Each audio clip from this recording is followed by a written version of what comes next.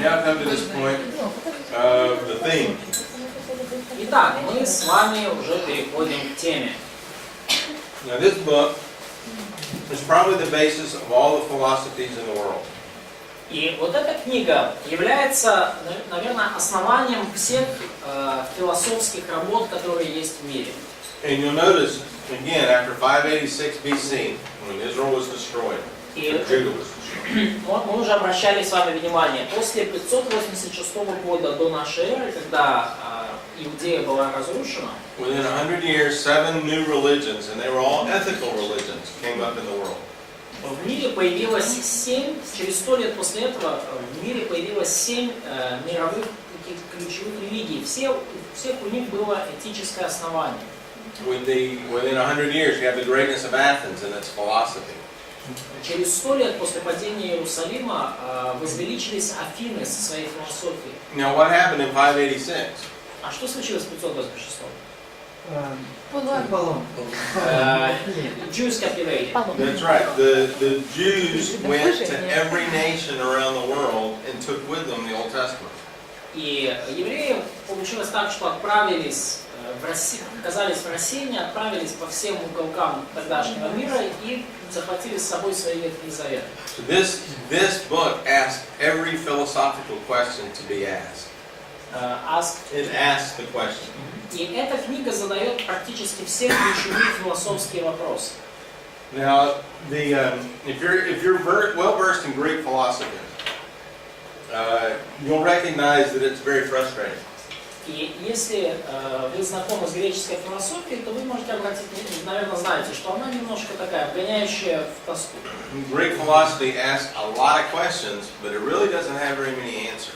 Потому что греческая философия, она задает много вопросов, но толковых ответов дает очень мало. And basically, Greek philosophy is a lot like Ecclesiastes without the introduction and without the conclusion. И по сути греческая философия это вот как взять книгу Экклезиаст, только урезать у нее начало и заключение. And I wonder why. И как бы совпадение. The Jews had it, and the Greeks didn't like God, so Да, то есть they took all the fun stuff. Ничего особого как бы удивительного в этом нет, потому что греки Бога не любили, поэтому они все, где есть веселье, где есть Бог, удалили, и вот осталось только вот суета-суета. But it left them without an answer. И тем не менее, при этом такой подход оставил их без ответов на их вопросы. So the major theme of this book is, does life have meaning? Потому что ключевая тема этой книги: есть ли у жизни смысл? And we can ask that question a different way. Do all the parts of life have meaning? И мы можем задать этот вопрос даже по-другому. Все ли аспекты, все ли части жизни имеют смысл?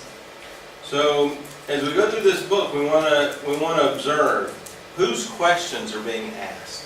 И когда мы будем исследовать книгу, мы хотим увидеть, на чьи вопросы дается ответ. Is the preacher describing his own frustration? То есть описывает ли проповедник Кахилет свои переживания и разочарования? Or is the preacher answering the questions of society? Или проповедник просто отвечает на вопросы, которые уже витают в обществе?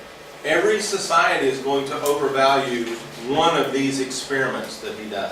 Каждое общество, оно придает какой-то особый смысл, по-новому переоценивает какой-либо из опытов, которые здесь описаны, которые поставил Кахилет над своей жизнью. And every society is going to give each one of these experiments more virtue than it deserves.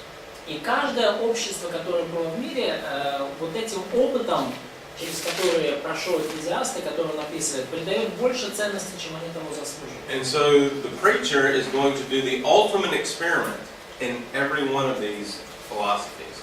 И Экклезиаст, проповедник, он что делает? Он ставит опыты, на своей жизни он ставит опыт и доходит до самого конца в каждом из экспериментов, в попытках найти смысл жизни. And he's going to prove to the world that no, there's not that much virtue in this particular experiment. Понятно речь о чем, да? То есть он то пробует, и это пробует, и успех, и деньги, и женщины, и все на свете, и в конце концов приходит к выводу, что не так уж много ценностей в этом конкретном опыте, в этом конкретном способе достичь смысла жизни. And his answer is going to be, man does not define his own meaning.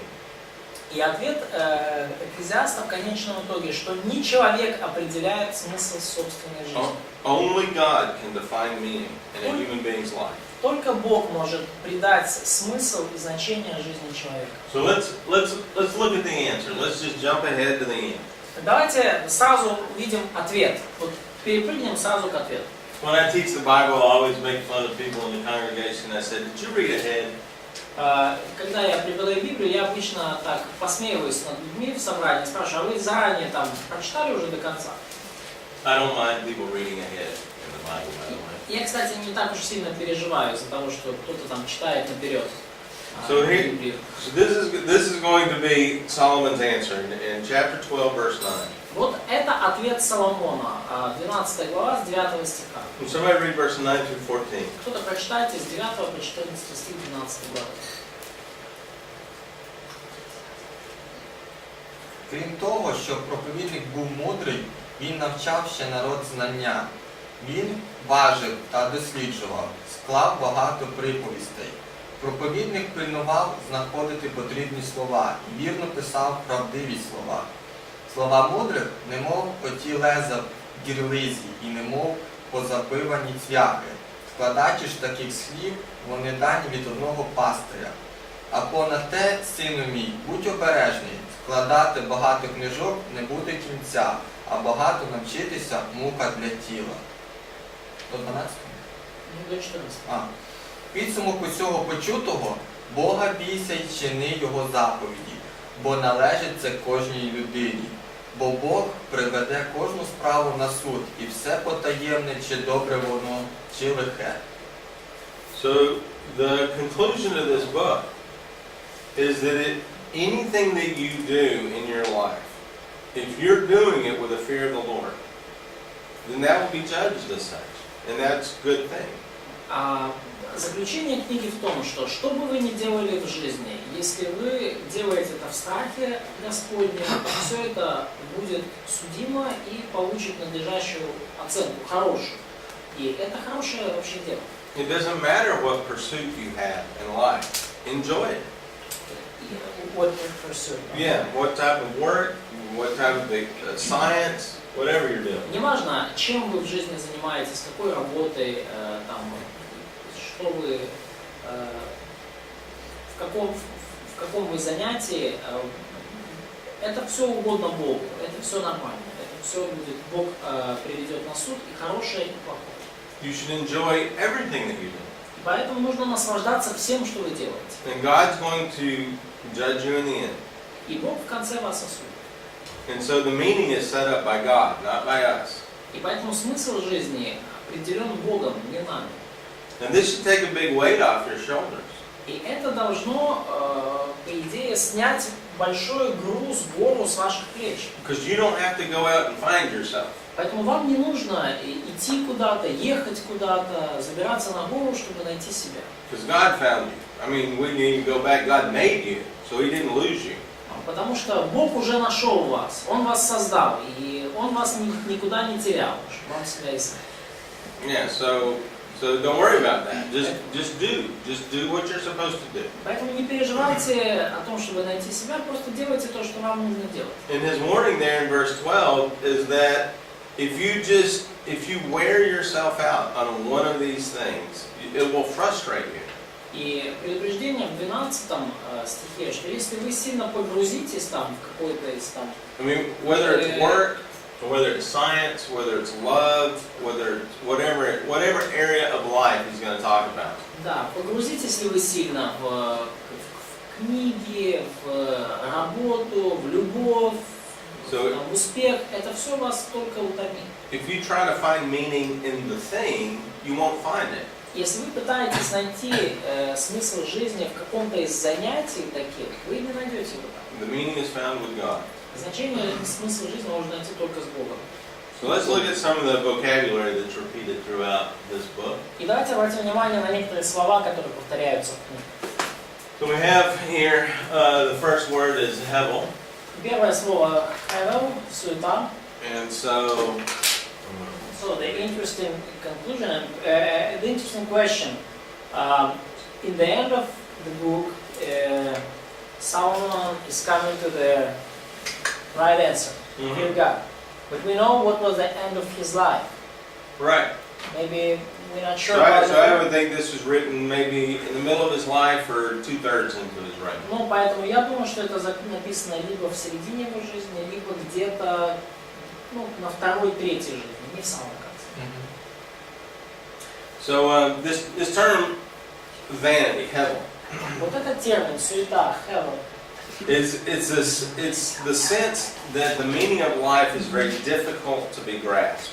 несет тот смысл, что смысл жизни очень трудно уловить. Like breath that comes out of your mouth. If you try and grab it, you can't get a hold of it. Как пар, выходящий из уст ваших. Если вы пытаетесь его схватить, там не за что схватиться. Now this word has been translated by a bunch of different words. И это слово hevel переводили огромным количеством разных слов. Futility, meaningless, Суета, бессмысленность, absurdity, brevity, абсурд, пустота, mystery, irony. тайна, ирония. So there's many words that can translate this Есть one. много слов, которые используются для перевода вот этого hevel. Now, vanity is not necessarily worthless. И суета совершенно не обязательно нечто бессмысленное и не имеющее ценности. And it's not necessarily meaningless either. И также это не обязательно нечто, не имеющее смысла и значения. The essence of this word is that it fades away with time. Суть слова в том, что это вот как пар, нечто быстро затухает со временем. And it's very difficult to grab with your hand. И очень трудно поймать рукой. And so, Затухает со временем, исчезает со временем, и трудно уловить. Вот это основной смысл слова суета. so we see the basic essence of this word in chapter 11, verse 10. И мы видим основное значение вот этого слова в 11 главе, 10 стихе. So can you read that verse, please? 11, the 11. last verse of 11. Окей. «И удаляй печаль от сердца твоего, и уклоняй злое от тела твоего, потому что детство и юность – суета». Youth and vigor are meaningless. Yeah? That's, well, I don't know about meaning. Well, that last word is hevel. Right, it's not meaningless, it means it goes away with time. Да, то есть детство и юность, иными словами, детство и юность – суета в том плане, что они проходят быстро. And То есть so нечто, что быстро проходит. you have it for 1 minute and then it fades over time. Оно у вас есть какое-то время, минуточку, а потом уходит со временем. So meaningless is a little bit strong, I would argue. И поэтому вот суета, бессмысленность, вот такой перевод, я бы сказал, он какой-то уже слишком сильный. The issue is that all our parts of life are not meaningless. It's just the meaning is hard for us to determine in time. Идея не в том, что там детство, юность или какие-то другие части нашей жизни суетны и бессмысленны, просто для нас этот смысл порой трудно определить, трудно уловить. Now another word is yitron in Hebrew. This profit or lasting value. Еще одно слово в еврейском звучит как итрон и переводится как выгода или долговечная ценность. And this is one of the first questions asked in the book in verse 3. И это один из первых вопросов, который задается в книге в 3 стихе. Что польза человеку от всех его трудов? Now this term describes basically what is left over. И этот термин, по сути, описывает, вот, что останется в конце концов. Какой будет остаток? Сухой остаток, мы говорим, да? For example, when you go to work and you pay all your bills, what's left over is called profit. То есть, когда вы там на работе, да, в бизнесе, вы оплатили там все счета со своих доходов, и вот то, что у вас осталось, это прибыль. And in that case, profit is an economic term. И в данном случае прибыль это такой экономический термин. So when you get your income from selling your product, То Когда вы берете доход от продажи своего продукта, you have to pay all your expenses. You have to pay the material cost, you have to pay the labor cost, and you have to pay the fixed cost, like rent. и вы оплачиваете все свои расходы, например, стоимость материалов, рабочей силы, там неизменные расходы, как аренда, например. And that difference between income and expenses is called profit. И вот эта разница между доходом и расходом называется прибыль, It's a leftover.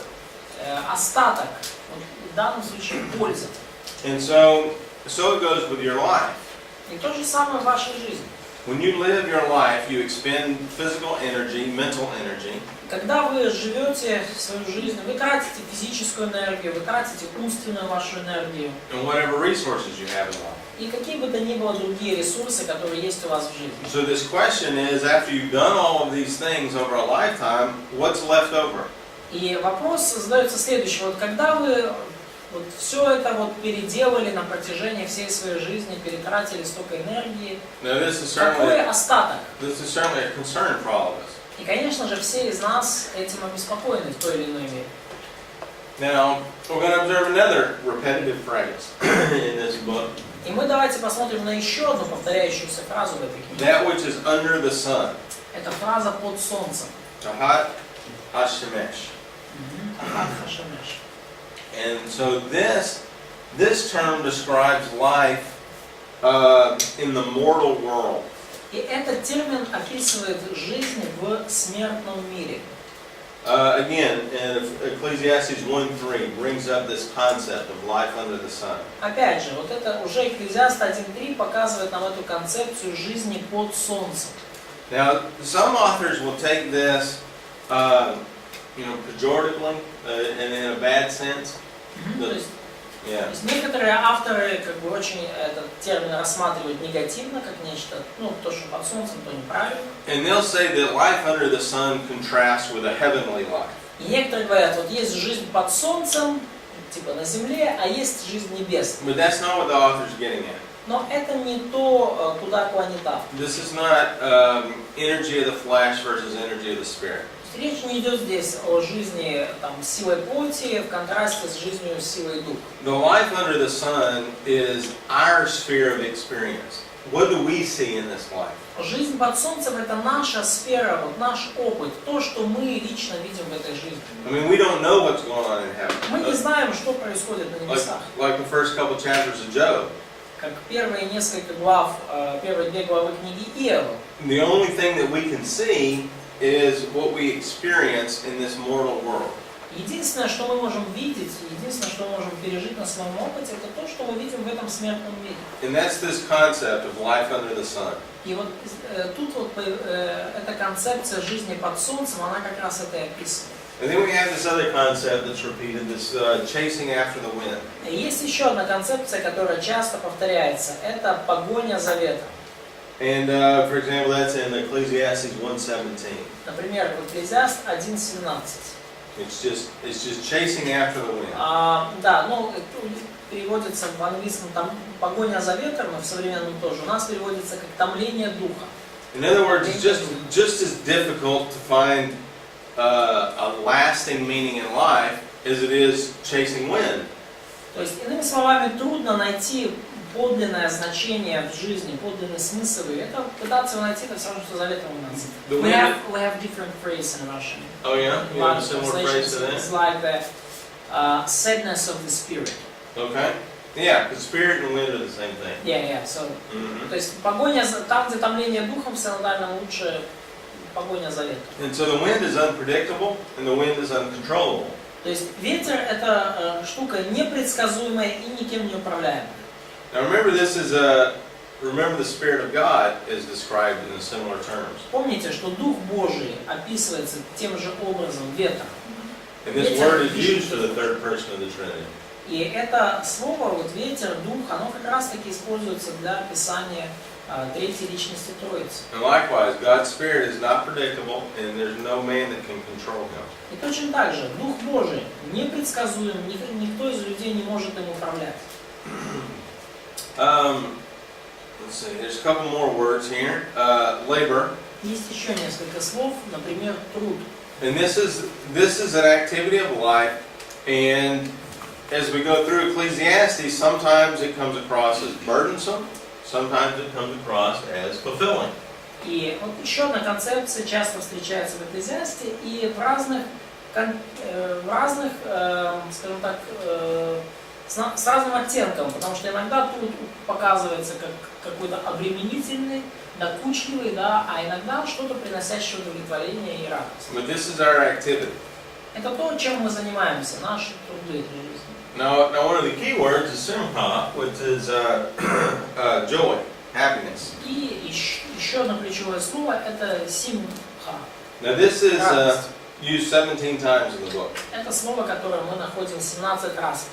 And in the conclusions, these conclusions that show up all the way through, И вот эти маленькие заключения, которые мы видим на протяжении всей книги, this word is used 6 times in those conclusions. вот это слово в этих заключениях используется 6 раз. Even if life seems meaningless and it's a life of repetition, Даже когда жизнь кажется бессмысленной, когда это один сплошной день сурка, There's постоянных повторений, there's always the possibility of happiness. всегда есть возможность быть счастливым и радоваться. So joy isn't found in the goals of good men or the goals of wicked men. И цель жизни невозможно найти, смысл жизни невозможно найти в целях хороших людей или в целях плохих людей. It's not found in intellectual attainment. Невозможно найти смысл жизни в каких-то интеллектуальных упражнениях и поисках. It's not found in fleshly indulgence. Невозможно найти ее в удовлетворении плоти. It's not found in selfishness. Невозможно найти ее в эгоизме. So, where is joy found is the big question. Где можно найти радость? Большой вопрос жизни. And Solomon's going to argue that joy is found in the simplest of pleasures. И Соломон утверждает, что радость мы находим в самых простых удовольствиях жизни. Which are eating, drinking, working, and love. Еда, питье, работа и любовь. And so let's look at these punctuation points throughout the book. И давайте рассмотрим вот эти маленькие такие точки с запятой на протяжении всей книги. And after we look at these, then we'll jump into the actual reading through some of these. И после того, как мы рассмотрим эти моменты, тогда мы уже перейдем к чтению, собственно, всей So книги. these actually give us the answer to the meaning of life, the answer to Ecclesiastes. То есть вот эти вот маленькие фразы, они как раз таки и отвечают на вопросы, которые ставит The Экклезиаст. joy is not making meaning for yourself. Радость не в том, что вы сами придаете чему-то смысл или пытаетесь найти смысл в чем-то. The joy is just enjoying what's right before you. Радость в том, чтобы наслаждаться тем, что прямо у вас перед носом. For example, I have traveled however many thousand miles to come over here for 2 weeks. Например, я приехал сюда через даже 100-500 миль, чтобы тут провести с вами 2 недели. I'm teaching fellow Christians in a different language. Я учу других христиан на другом языке. But what have I done for 2 weeks? I've eaten. Но что я делал на протяжении 2 этих недель? I drank a lot of coffee. Я ел, я пил много кофе. I'm doing work that I've been trained to do. Я работаю, я делаю то дело, которому научен. And I love all of you. И проявляю любовь ко всем вам. And I could add on there, I talk to my wife 2 times a day. Ну и, конечно, я 2 раза в день разговариваю со своей женой и проявляю любовь к ней. And I love her. Я ее люблю. That's what my life has been for 2 weeks. I mean, is this extra special? Вот моя жизнь на протяжении этих 2 недель. Что это? Что-то такое особенное? Or should I just enjoy this? Или, может, мне просто надо радоваться этому, наслаждаться этой жизнью?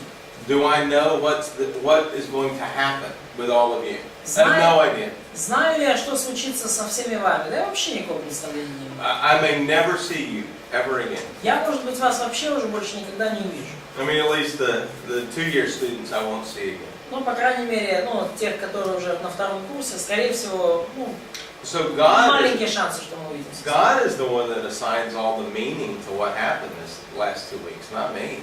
Поэтому именно Бог придает значение тому, что у нас тут происходило предыдущие 2 недели. Не я этому придаю значение. So I just enjoy it.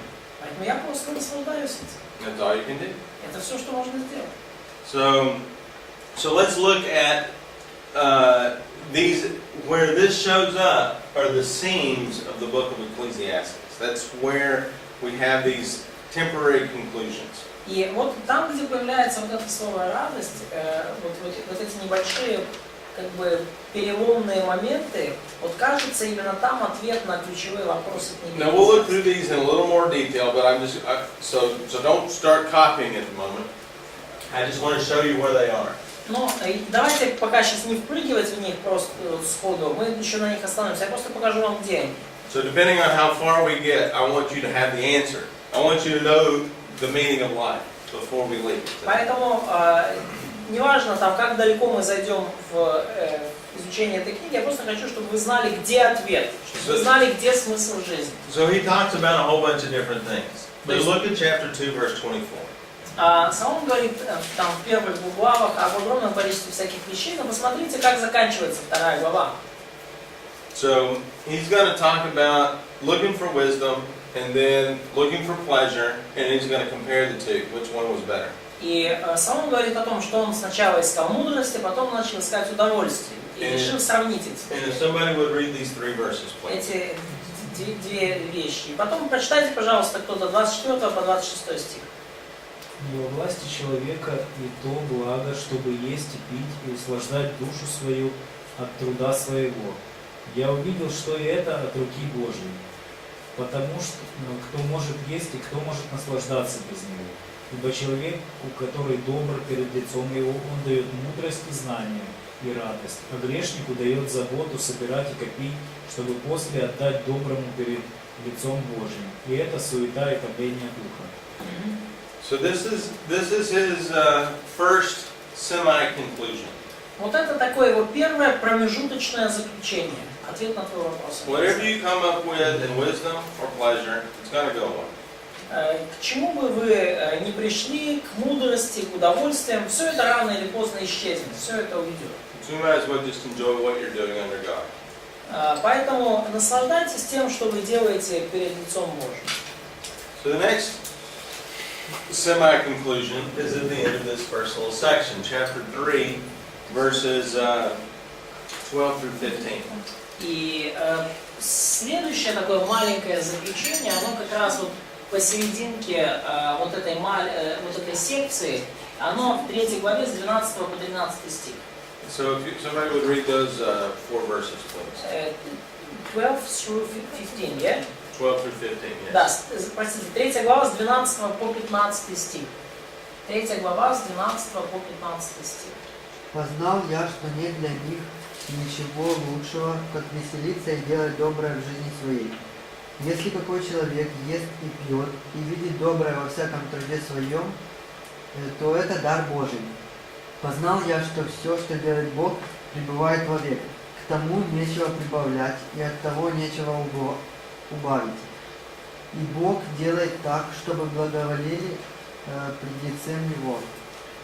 Что было, то и теперь есть, и что будет, то уже было, и Бог вас зовет прошедшее. So he's trying to find the chief good. То есть пытается здесь Соломон найти, какое самое главное добро в мире. And what he's saying is, the chief good is what God is doing. И в итоге приходит к тому, что самое большое добро в мире это то, что делает Бог. You're not going to add to it, and you're really not going to take anything away from it. Вы к этому ничего не добавите, и прибавить на самом деле тоже не можете ничего. So you might as well just enjoy what you're doing. Поэтому просто наслаждайтесь тем, что вы делаете. And so then he goes into this concept of business rivalries. И дальше он переходит вот к этой концепции делового соперничества. And so in business, everybody knows there's unfairness. В бизнесе все мы знаем, много несправедливости. And people compete with each other. И люди конкурируют, они много соперничают друг с другом. And he says, well, what if we cooperate? Wouldn't that be better? И говорит автор, почему бы нам не сотрудничать, может это лучше было? And he said, well, forget the cooperation, let's just worship together. И потом он говорит, да ладно, забудьте об сотрудничестве, давайте просто поклоняться. And so, trust in the divine, and now he comes to this final conclusion once again. Доверьтесь Богу, и вот в конце концов он приходит к еще одному заключению, похожему снова. So someone would read the last 3 verses of chapter 5. Кто-то прочитайте, пожалуйста, последние 3 стиха 5 главы. Вот еще что я нашел доброго и приятного. Есть и пить, и наслаждаться добром во всех трудах своих, какими кто трудится под солнцем во все дни жизни своей, которые дал ему Бог, потому что это его доля. И если какому человеку Бог дал богатство и имущество, и дал ему власть пользоваться от них и брать свою долю, и наслаждаться от трудов своих, то это дар Божий. Недолго будут у него в памяти дни жизни его, поэтому Бог и вознаграждает его радостью сердца его. So basically he says, enjoy these things that you have, because that's where your present reward's coming from, is what you have. И по сути Соломон говорит, наслаждайся тем, что имеешь, потому что именно в этом твоя вот эта временная, нынешняя награда, то, что у тебя есть сейчас. He says more often than not, we're all so occupied with the details of life. И говорит, так часто люди столько заботятся о разных деталях своей жизни, That we really don't think about the big meaning of life. что мы не думаем о каком-то большом значении жизни, большом смысле жизни. And in verse 20 he's saying, basically that's okay. Just enjoy the details of life. И Соломон говорит, что на самом деле это даже неплохо. Просто радуйся простым маленьким вещам в своей жизни. Now the next time this comes up is chapter 8, verse 15. И в следующий раз, когда подобное встречается, это 8 глава, 15 стих. So he's going to talk about, wealth is the big meaning of life, or this perfect balance is the meaning of life. But he actually comes to another conclusion in chapter 8, verse 15. И автор пытается сейчас сделать тоже эксперимент, доказывая, что богатство – это смысл жизни, или такой совершенный баланс в жизни. Вот это смысл и цель жизни. Но он приходит к такому заключению в 8 главе 15 стихе. So somebody would read that verse for us. Прочитайте, пожалуйста. It again sounds familiar. Знакомое, наверное. И похвалил я веселье, потому что нет лучшего для человека под солнцем, как есть, пить и веселиться. Это сопровождает его в трудах во дни жизни его, которые дал ему Бог под солнцем. And so basically, don't overdo it. Don't try so hard. I mean, it's fine to be wealthy. Иными словами, автор говорит, не перегибайте, не пытайтесь слишком сильно чего-то достичь. Это здорово быть богатым. So it's fine to be wealthy, and it's fine to have balance in life. И здорово, когда у вас жизнь сбалансированная, гармонична. But enjoy it while it's going on. Но просто пока жизнь идет, радуйтесь ей, наслаждайтесь ею. So the next thing is he tried a few more experiments. И следующее, он еще несколько экспериментов пробует, мы дальше видим. And we find joy in this pleasure concept, but that's not really the conclusion he gets to. И опять же, мы вот видим вот эту концепцию радости, удовольствия, но это немножко не то, к чему он ведет. He comes down to he evaluates all of these different things, and then finally in chapter 11, 7 through 10. Вот и автор оценивает всякие разные вещи, которые есть в жизни, и в конце концов еще одно заключение в 11 главе, с 7 по 8, 11, 7 through 10. И, значит, 11 глава, с 7 по 10 стих. We have this scene right in here between good is found in this use of life, and good is found in the life to come. And so right there in between those two concepts, he gives us this statement, verses 7 through 10. So somebody would read 11, 7 through 10. То есть мы видим вот как раз между двумя утверждениями, что благо есть в нынешней жизни и благо есть в будущей жизни. Вот как раз между двумя этими утверждениями мы видим абзац с 7 по 10 стих. Прочитайте, пожалуйста. 11 11 глава, 7 по 10 стих. С выражением, пожалуйста.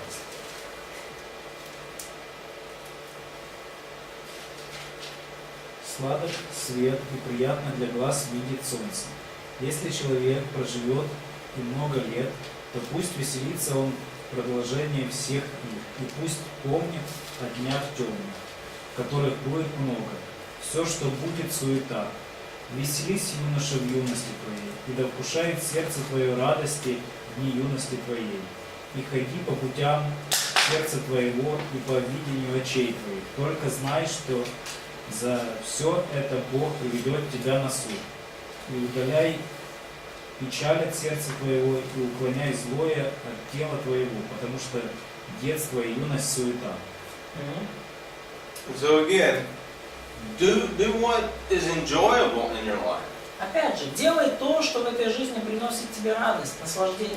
But notice verse 9 tells us, just know that you're going to be judged for what you do. Но 9 стих дает маленькое предупреждение, но только знай, что ты будешь судим за все, что ты делаешь. So in other words, your enjoyment should be legitimate. Иными словами, удовольствие, которое ты получаешь в жизни, должно быть законным, благочестивым. There's nothing wrong with food and drink. There's nothing wrong with work. Ничего нет плохого в работе, в еде, питье. There are going to be some sinful things that he describes in here, and hopefully we all are aware of those. Но и есть, правда, некоторые греховные моменты, которые он тут как бы немножко описывает, выше, ниже, но я думаю, что все мы в курсе. But there's really nothing wrong with becoming wise. Nothing wrong with science. Nothing wrong with labor. Но нет ничего плохого в том, чтобы искать мудрости, чтобы проникать в глубины науки. Ничего нет плохого в том, чтобы трудиться у всех. So go in that direction. Поэтому Your life is a gift from God. действуй, иди в этом направлении. Твоя жизнь дар от Господа. Everything should be enjoyed in a balance. Всем надо наслаждаться в гармоничной степени. Don't get frustrated with your experiences. Не переживай из-за того, с чем приходится сталкиваться по жизни. Enjoy is really an expression of thanksgiving to God. И радость – это вот такое наглядное выражение своей благодарности Богу. And so the final conclusion we've already read is we're all going to be judged for what we do. And that's where we'll find the meaning. Финальное заключение, вот мы его уже прочитали в самом конце книги, это то, что все мы будем судимы в конце нашей жизни, и именно в этом мы также можем находить значение жизни. So this is the concept of the book of Ecclesiastes. Вот это концепция книги Экклезиаст. It really puts life in a balance. Книга Экклезиаст очень уравновешивает и балансирует нашу жизнь. And so many people get so wound up with what they're doing in life that they don't enjoy anything. И многие люди настолько зацикливаются на всем том, что они делают в жизни, что бы это ни было, что они даже этой жизнью насладиться не успевают. Y'all might have what's called a midlife crisis over here. Oh yeah. У нас есть такой термин, да, кризис среднего возраста. Well, that's what a midlife crisis is. Вот как раз таки вот здесь вот ситуация кризиса среднего возраста. Because you've lived 40 years of life, 50 years, whatever it Ты is. там прожил 40-50 лет, сколько бы ни было. And you look back on all these years and you see no meaning. Ты смотришь на все эти годы, оглядываешься назад и не видишь никакого смысла в том, чтобы... So you're going to go buy a motorcycle and pick up a hot girl and go do something stupid. Да, поэтому ты покупаешь себе крутой мотоцикл, цепляешь какую-то молоденькую девушку и едешь с ней куда-то, занимаешься всякими глупостями. And Ecclesiastes says, don't do that. Книга Экклезиаст говорит, не делай это. Because you're going to be judged by God, for one. Поскольку, во-первых, будешь судиться Богом за это. But you should recognize there was meaning in all of those years of your life. There's been meaning all along the way. Но нужно понять, что есть значение во всех тех годах, которые ты прожил и живешь и будешь жить. And you should have enjoyed all of those years. И всеми этими годами нужно наслаждаться. So now I guess let's start looking at some of the details. Ну, и я так сейчас понимаю, пора уже взглянуть на детали книги.